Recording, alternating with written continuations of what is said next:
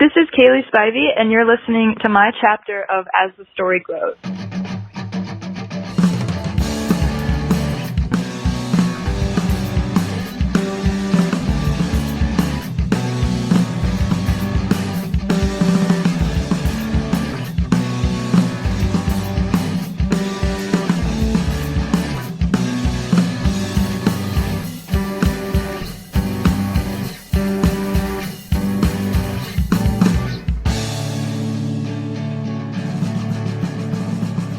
Welcome to the next chapter of As the Story Grows. I'm Brian Patton. This week, we welcome former Small Talks frontwoman Cayley Spivey to the podcast.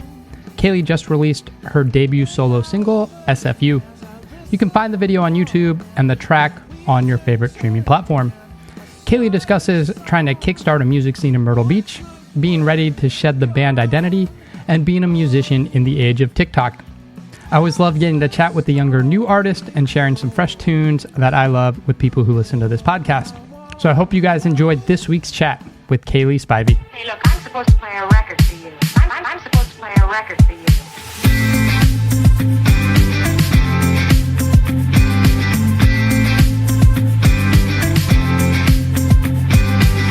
Last night we were driving around. You said keep your window down. You want to hear all the sounds. God, I move too slow. My hand on the radio. Don't want to take you home.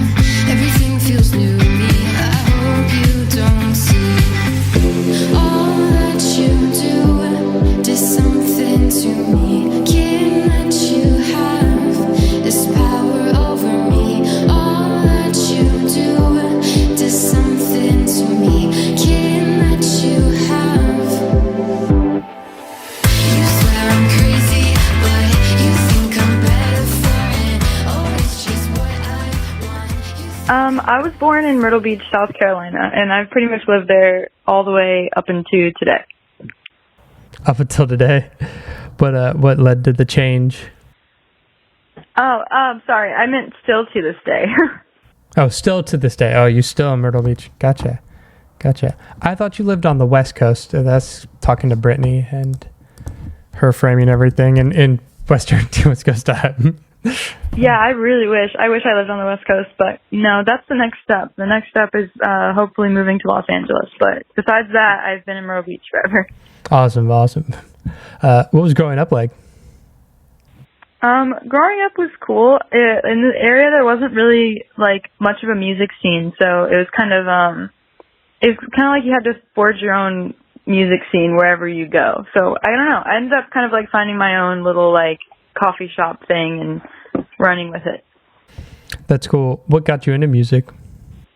I had absolutely no idea how to deal with my emotions. I didn't have like an outlet or like anybody to talk to when I was younger, so I just kind of always listened to music. And then I also always wanted to be a writer. I was writing like lots of poetry, so I ended up learning how to play guitar, and then I started putting the poetry into songs, and I just like was hooked. I never wanted to do anything else. That's cool. Well, but roughly what age was this? I picked up guitar at 15, songwriting around like 16.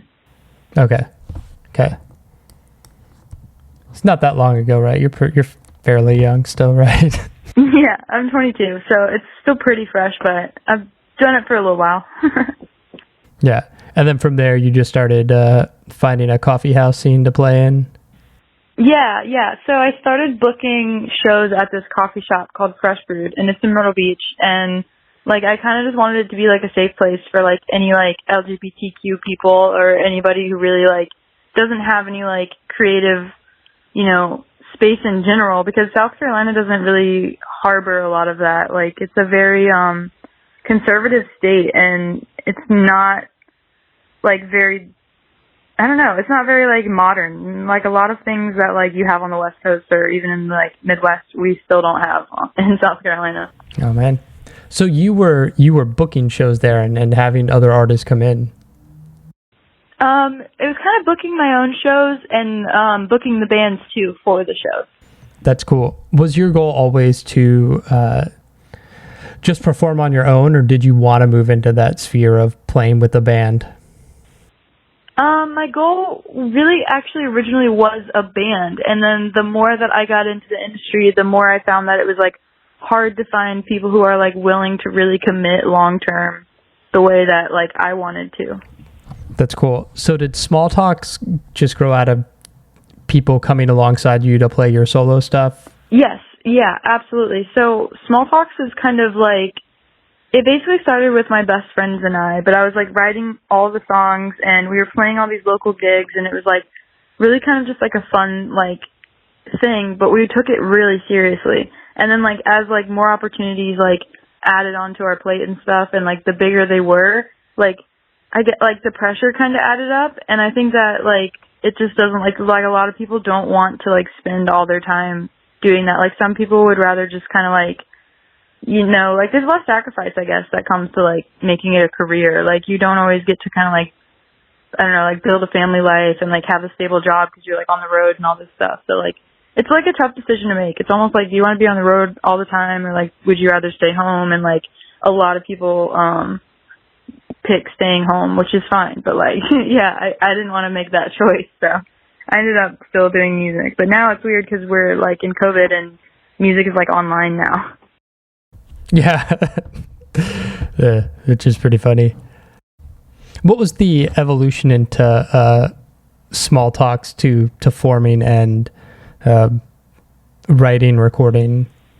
I would say it started with these coffee shop gigs, and as we had these live gigs, we built up like a little bit of a following, and like this crowd that had like a kind of like really supportive, exciting like energy around the band. And I think that kind of inspired me to want to like really start taking it seriously, and like kind of all in one, like seeing the effect that like the music had on people made me want to go record it. So I ended up meeting with a friend who also lives in Myrtle Beach, who's like been a producer for a while, and he kind of like just had like this like bedroom project of his own. Like he was always like teaching himself something new with production or new with music. And we kind of like paired up, and then that after like ever since then, he's been like my go-to guy for production, and I'll just go record with him. And it's just like a little simple bedroom project, and like I can't believe he makes it sound the way like it does from his just like his literally just his room. That's cool. How'd you get connected with Common Ground?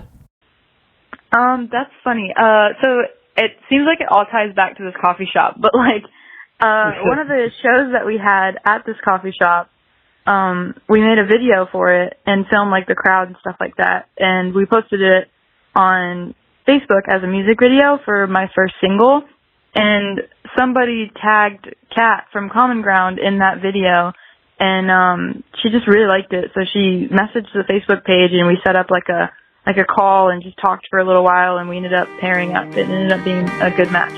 Something about this morning makes me wish it went differently.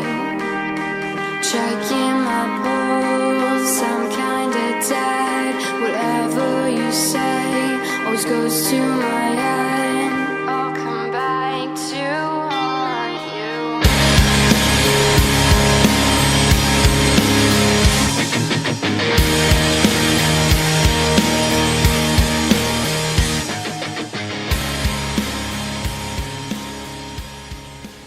That's cool. What's your musical inspiration, especially like early on? That first Small Talks record has a lot of like old school emo, like early 2000 indie rock vibe to it. Totally. That's so funny. I would say I was really into Joyce Manor when Small Talks was early starting. I was really into Joyce Manor and Teenage Wrist. Gotcha. That makes sense. I hear that. That's funny. My reference point is so much earlier than that. That I might connect the dots to different places, which connects to Joyce Manor, but I hear that.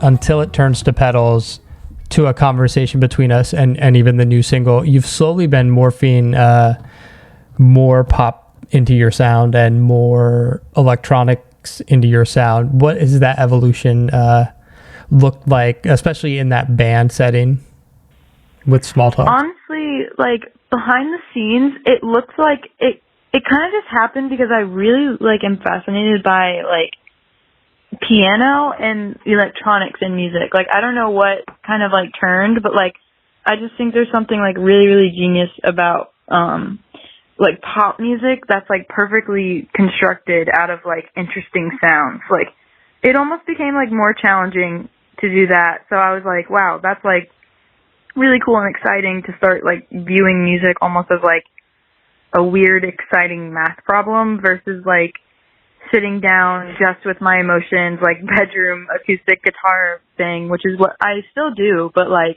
now it's just like I have a little bit more of like an approach to it that's kind of just like guaranteed to make sense. And I really like that, like musically. I just like that, like, I don't know, there's just something that has been captured within like the past couple of recording sessions that I just am really like connecting with, and I keep pushing these boundaries of like discovering my sound. And I think like as we've pushed those boundaries, like electronics just kind of like came into it as one of those things. And when we switched it over into like the band switchover was honestly really easy because it was kind of hard to find like members as a small project touring the way we did, because we toured so frequently but like on like a small budget, and it's really, really hard to like get people who are willing to just like, you know, drop life and be on the road, you know, and like roughing it and stuff. So but I did find people who were willing to do that, and like we've been just kind of like growing since then, and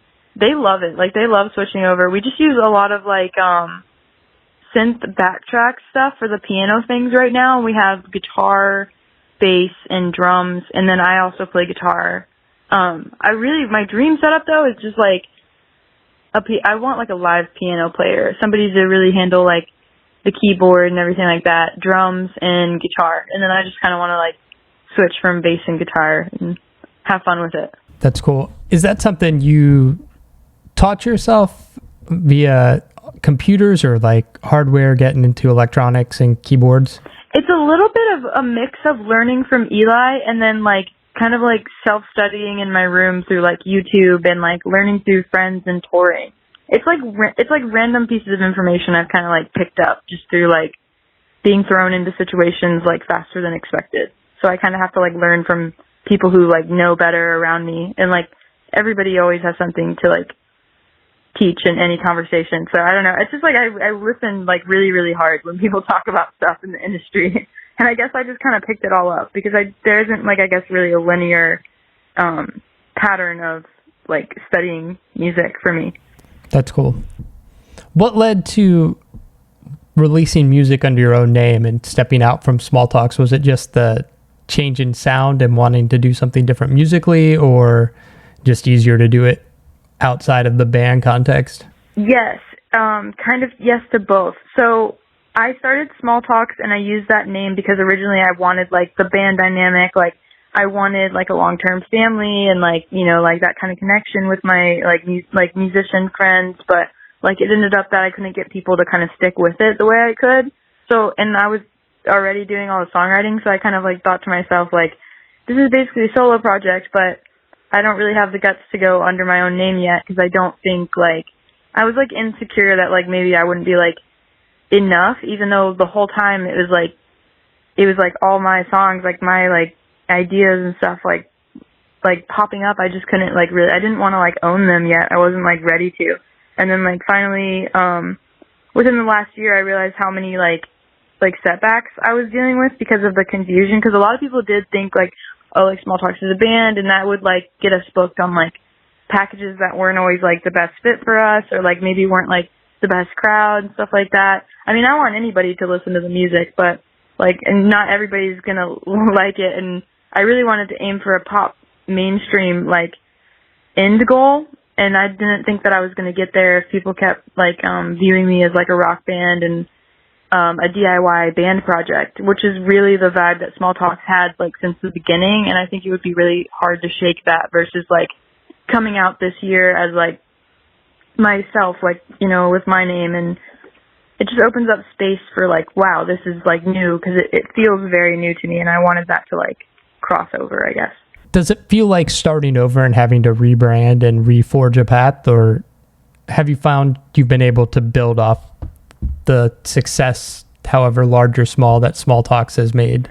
Definitely both again, like very, very much a mix of both, because we're like, there are people that I'm sure kind of got lost like in the like translation, because I know some people probably might have seen Small Talks at a gig or something and like know us as like, oh, that's that band I saw, and not really know too much about the band itself. And then like, you know, they just expect like Small Talks to keep dropping music. They don't really keep up online, so they probably didn't see it. So I'm sure we lost people that way. But besides that, a lot of people have followed over and like barely like blinked an eye. They're just like ready to go forward with the next project, and like I'm super grateful for that, because I mean that was definitely one of my worries when we were planning this out.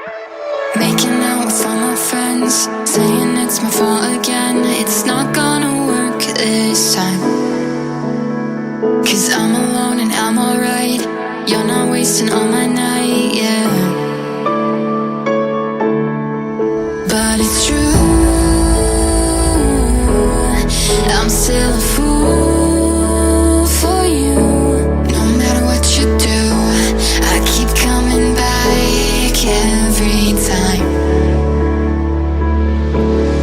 Damn, it's so fucked up. Every song you like is stuck in my head. I hit you up just 'cause I miss having you here in my bed. And I don't. We just dropped a brand new single, SFU, So Fucked Up.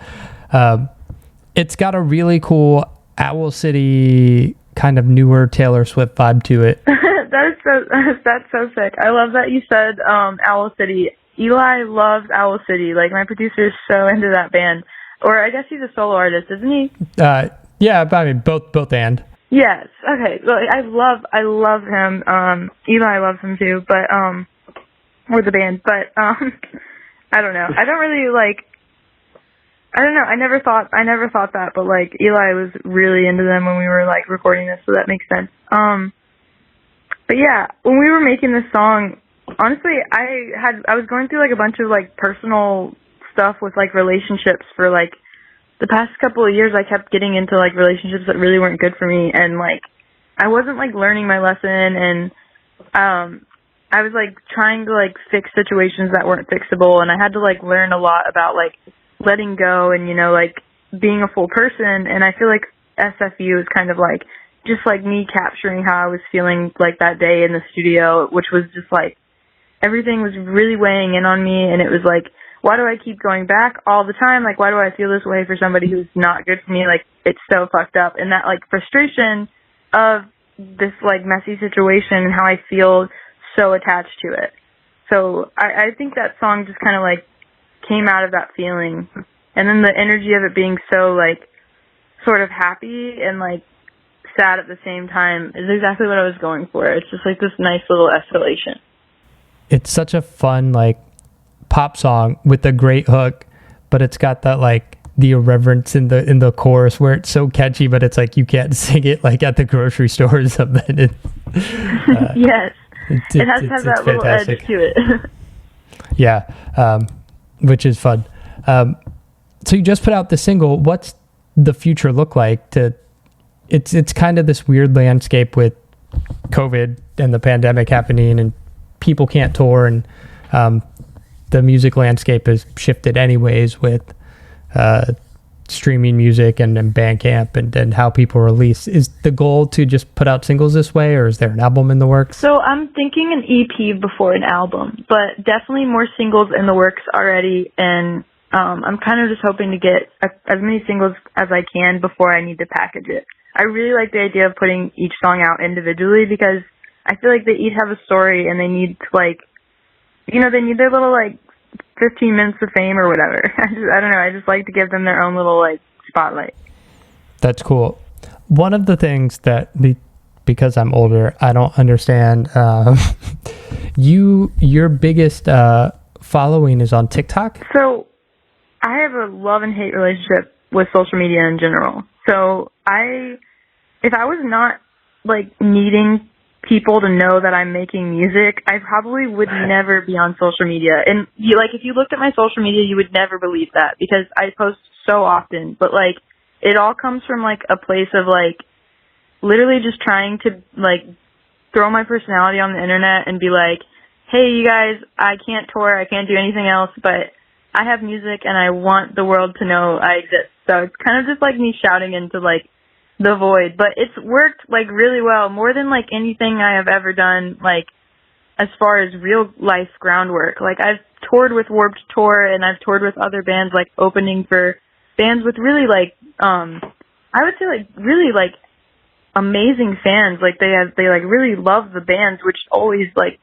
transfers over to the openers when they're really that good of fans. They just love everything like that. Like I've had really great experiences and opportunities, and still nothing has like gotten me the kind of exposure that TikTok has. Like it's something about the algorithm. I think literally anybody who does music or like anything that needs promotion, any small ideas, like any creator, any person with anything that they want people to see should try TikTok at least for a little bit, because seriously, like, love-hate relationship. It's like, because it's an app, like, it's not, I don't want to spend all day on a phone. Like, I would much rather just, like, play a song for somebody and, win them that way, like, win their, like, support, but it's not like that anymore. It's almost like forced adaptation. Like, the music industry is changing, so I feel like we're just going to have to follow it, because this is what I want, and so I'm not going to, like, be like, oh, I'm not going to do social media. Like, I'm not going to let that stop me. No, Right. Throw it out the window.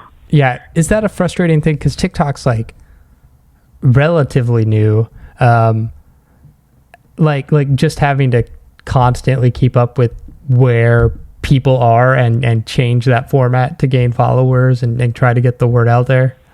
Oh yeah, it's like the worst part of it. Like, I love to share my music, so I do definitely get joy, especially every single time like anybody like comments or like, says like, oh, I'm listening now, or great song, like anything like that. Like it feels super great, like positive.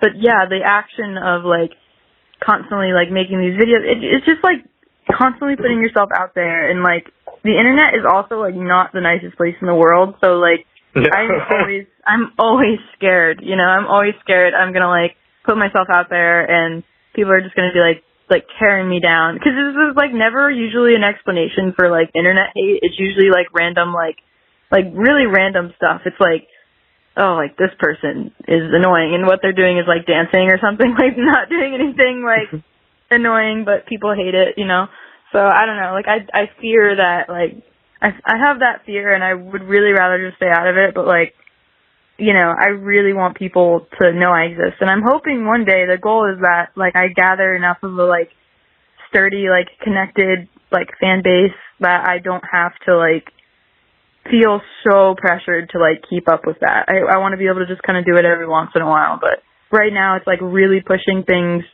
and I really like, I want to keep on that path where people are, discovering my music. Well, you're writing new music, you're trying to put out an EP, you can't tour because of COVID. Anything else coming up that you want to talk about? I guess not really. That's about it. That's a pretty solid summary. Typically I'd probably have something, but you're right, COVID makes it really hard to plan for anything. Awesome. We can just hope for new music. Definitely. I'm really excited for new music. I can definitely say that. Damn, it's so fucked up. Every song you like is stuck in my head. I hit you up just 'cause I miss having you here in my bed.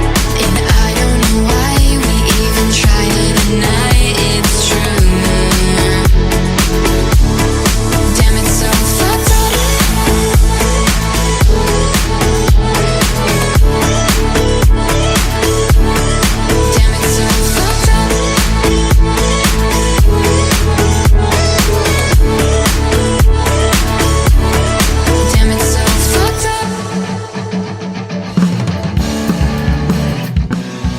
Thanks for listening to As the Story Grows.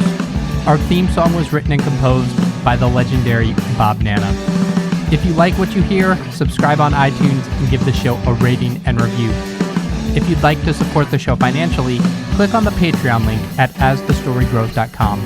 If you enjoyed this episode, share it on social media with your friends. Much appreciated, and thanks for listening. I never